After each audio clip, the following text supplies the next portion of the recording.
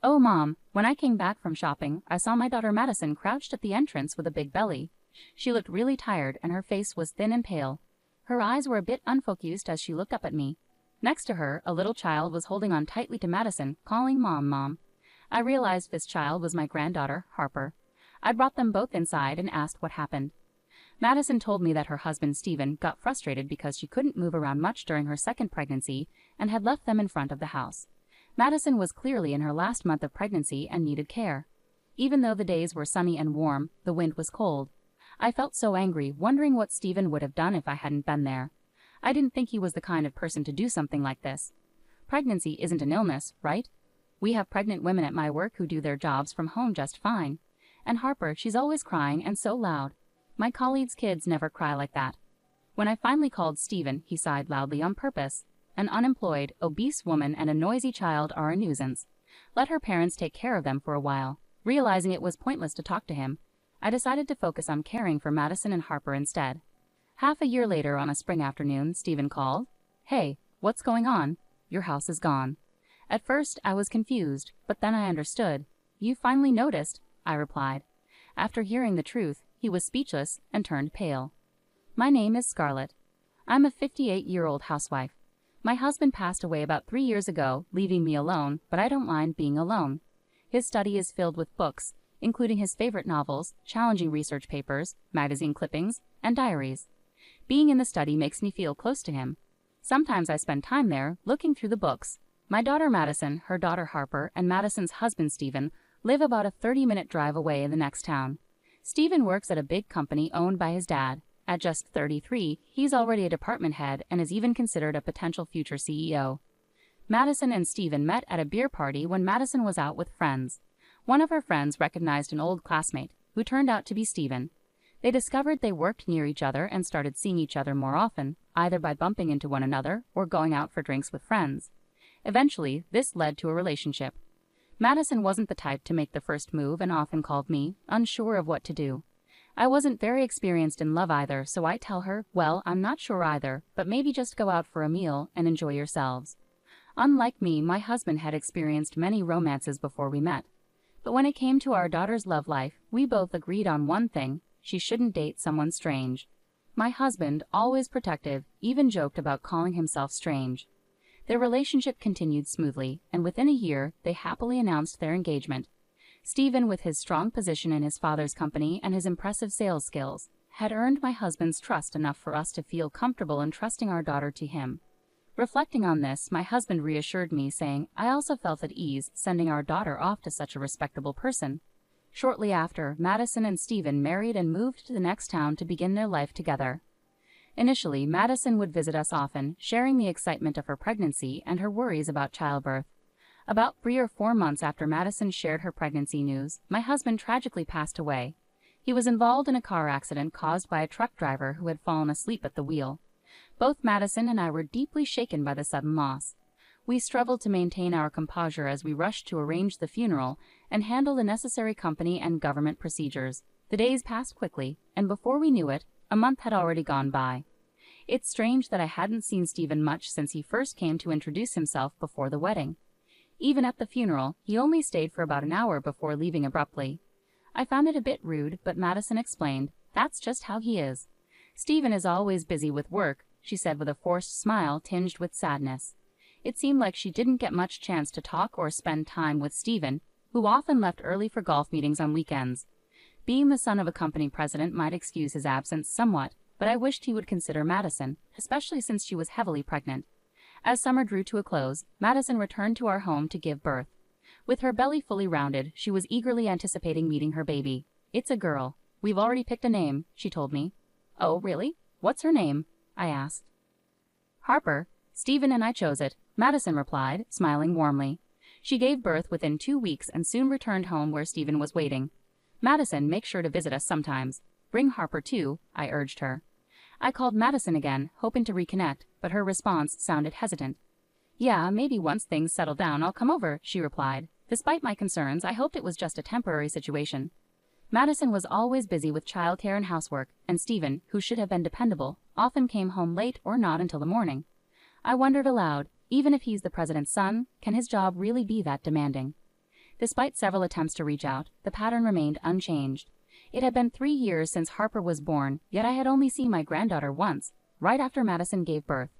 I wanted to support Madison and had expressed this to her many times over the phone, but her responses were always evasive. Before a long weekend, I decided to call Madison again. "Hello, Madison. How have you been? I was thinking of visiting you and Harper soon." I knew I had to be careful not to push too hard. Conversations with friends in the neighborhood had taught me that it's becoming less common for grandparents to see their grandchildren regularly, and pushing too much could strain the relationship further. Madison was my daughter, but I feared this call might lead to rejection, forcing me to accept the situation.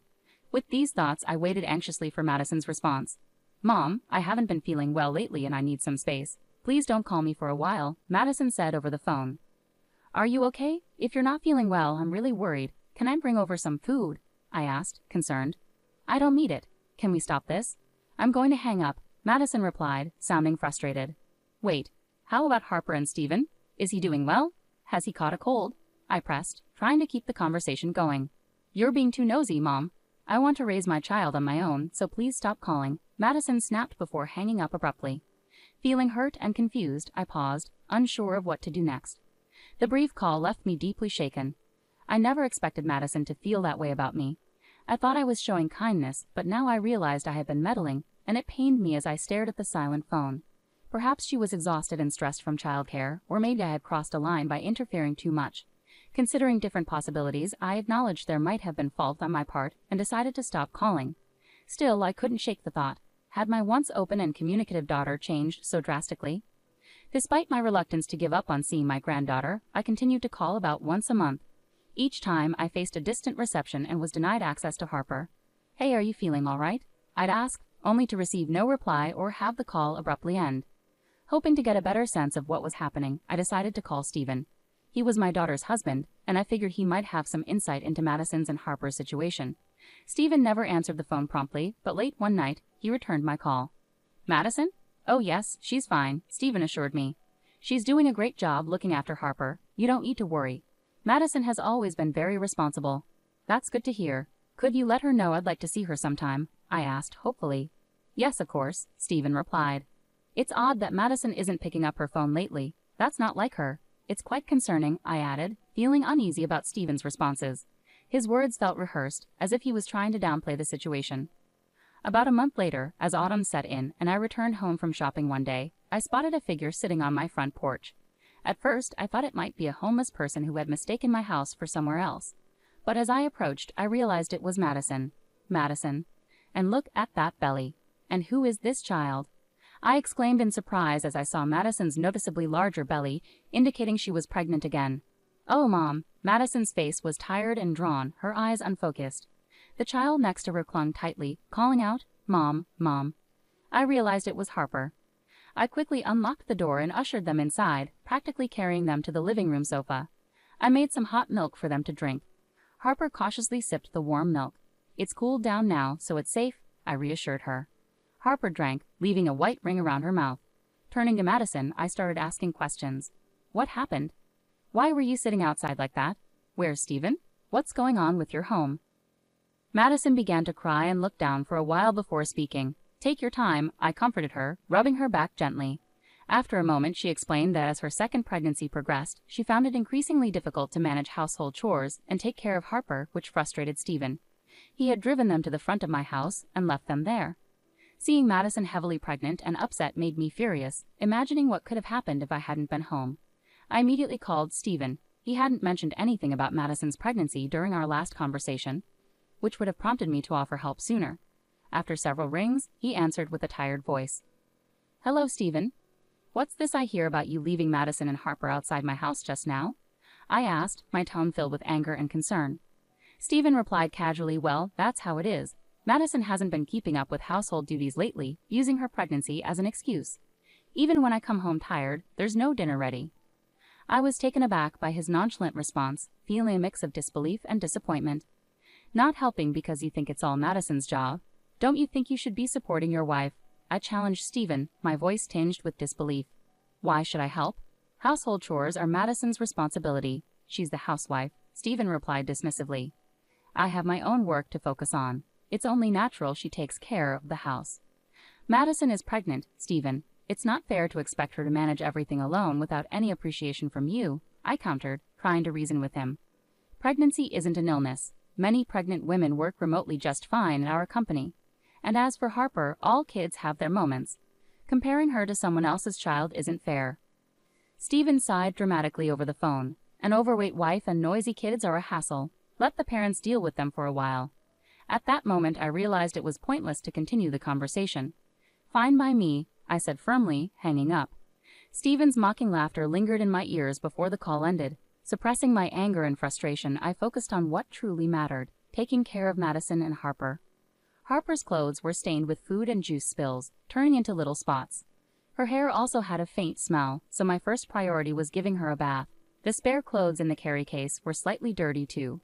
We'll need to go shopping for new clothes tomorrow with Grandma, I told her gently. 3-year-old Harper was chatty, talking nonstop about her favorite foods, picture books, and characters from her favorite kids' show. Meanwhile, Madison looked exhausted and worn out from the strain of managing everything on her own. She could barely move from the couch. Quickly, I prepared fresh sheets and set up a bed in an empty room upstairs for Madison to rest. She looked worn out, with rough skin and disheveled hair, which made her look quite pitiful. Call me if you need anything at all. I'll take care of Harper, so you just focus on resting, okay? I assured Madison. She nodded gratefully and soon fell asleep, finally able to relax. The next 1 to 2 weeks were spent nursing Madison back to health and caring for Harper. Spending time with my granddaughter, whom I hadn't seen much until then, was incredibly fulfilling and not at all burdensome.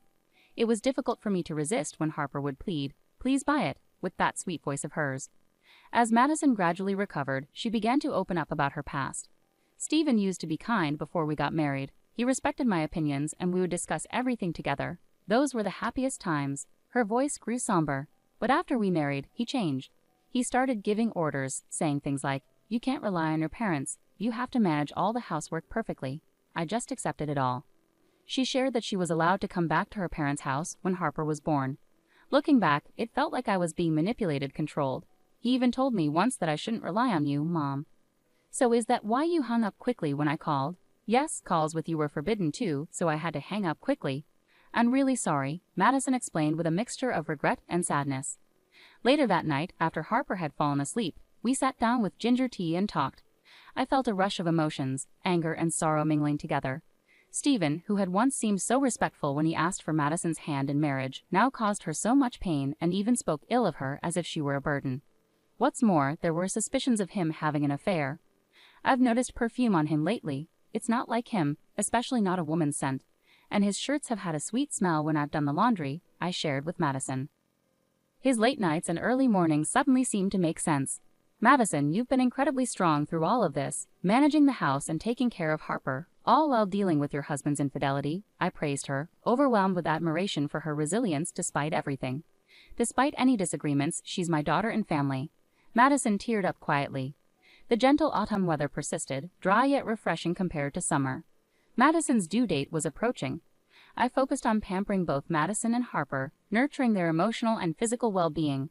6 months passed and spring arrived. While I was preparing lunch one day, my phone rang unexpectedly. I paused to answer it. The caller was Stephen. "Yes, this is Scarlett," I answered cautiously. "Hey, what's going on? Your house is gone." Stephen's voice sounded bewildered on the other end of the line. "Finally noticed, have you?" I replied, a hint of amusement in my voice. Stephen had arrived to pick up Madison, Harper, and the newborn only to find the house demolished and an empty lot with a "for sale" sign. The move and demolition had been completed a month ago, and Stephen seemed to have just realized the situation, prompting his panicked call to me. "We've moved. You left Madison, Harper, and the baby in my care for half a year. Have you been aware of that?" I questioned pointedly. "Yeah, I've come to pick them up now." "Where are you?" Stephen asked urgently. "Come to pick them up. Unfortunately, we've relocated to a secure apartment. There's no point in telling you where. I'm not considering returning them to you," I responded firmly. "Don't joke with me. I told my parents I'd bring Harper and the baby over. Give me back the kids at least," Stephen insisted, his tone unsettling as he referred to the children almost as possessions. "That's a promise you made on your own. It doesn't concern us, so we won't comply. I'm busy now, so if you don't mind." Just then, the baby started crying, the sound audible through the phone. Stephen seemed to react softly, saying, "Oh." Ignoring him, I hung up and hurried to change the baby's diaper in the next room. I could hear Madison's phone conversation faintly. Yes, hello, what? Her voice carried a hint of frustration, likely arguing with Stephen. Soon after, Harper emerged from her room, looking scared. Mom is angry, she whispered anxiously. It's okay, sweetheart. Everything will be fine, I assured her, pulling her into a comforting hug. About 10 minutes later, the commotion quieted down, and Madison joined us. It was Stephen. He was demanding our new address, but I refused outright. I don't care if he wants to show Harper and the baby to his parents, she sighed, reflecting on his persistence. But maybe it was for the best, he called. I finally got to say what I've been wanting to. Regarding the lawyer? The issue at hand was Stephen's infidelity. During that call, I informed him that we would proceed with a divorce through a lawyer, and I would also seek alimony due to his affair. I also sent proof of his infidelity to his father, Madison recounted calmly. Over the past 6 months, we had hired a detective to investigate Stephen's behavior, and the evidence confirmed his unfaithfulness. With 2 young children to consider, Madison couldn't overlook this betrayal. Stephen was caught off guard by Madison's knowledge of his affair and was visibly shaken. He must have been pale with shock when he realized his parents were aware of the evidence. Outraged, he exclaimed, "How could you do this?" But those were my terms, I replied firmly. Given his parents' strict nature, I anticipated they would not take his actions lightly. Madison's prediction proved correct. A meeting was arranged with Stephen's parents to discuss his conduct. During the meeting, they apologized to Madison and accepted the divorce proceedings. Stephen's father, despite his son being a potential future company president, expressed his anger and disappointment, stating that a man who cheats on his wife and neglects his children is unworthy of such responsibilities. As a result, he dismissed Stephen from his position within the company. In the end, Stephen faced serious consequences. He lost his position and gave up custody of his children, allowing Madison and me to raise them. He was required to pay compensation and child support, but struggled due to debts accrued from supporting his affair partner. Although he found another job, the salary was modest, forcing him to move into a small, inexpensive apartment. After losing his shot at becoming president, Stephen's affair partner callously abandoned him. It became clear she was more interested in his title than him as a person. Despite multiple attempts to reconnect and reconcile, Madison cut off contact with Stephen, and their divorce was finalized smoothly. Madison became a single parent, but found strength in raising her children who thrived under her care. Despite the rift, Stephen's father, feeling remorseful, continued to support Harper and her sibling beyond the agreed child support. Despite Madison and my initial refusals, he insisted, and we accepted it for the children's future. We also kept Stephen's parents updated with photos and videos of their grandchildren, and occasionally video called when schedules allowed. Seeing Harper and her sibling grow up brought joy to Stephen's parents, who cherished their role as grandparents deeply. Harper's days at prep school were filled with joy, especially with her mud and sand playtime with friends. One sunny afternoon, I arrived to pick her up and noticed she was clutching a rolled-up piece of drawing paper. "What's that, Harper?" I asked, curiously. She hesitated shyly before replying, "It's a picture of Mom." The preschool teacher had assigned them to draw portraits as gifts for their mothers that day. Although Harper was too bashful to show me the drawing right away, she eagerly rushed home and presented it to Madison. While I couldn't see the portrait myself, Madison was deeply moved and praised Harper's thoughtfulness. It was a touching moment that showcased Harper's growing individuality. Thinking about her future fills me with hope and excitement. Living together as a family of 4, experiencing this happiness, feels like nothing short of a miracle.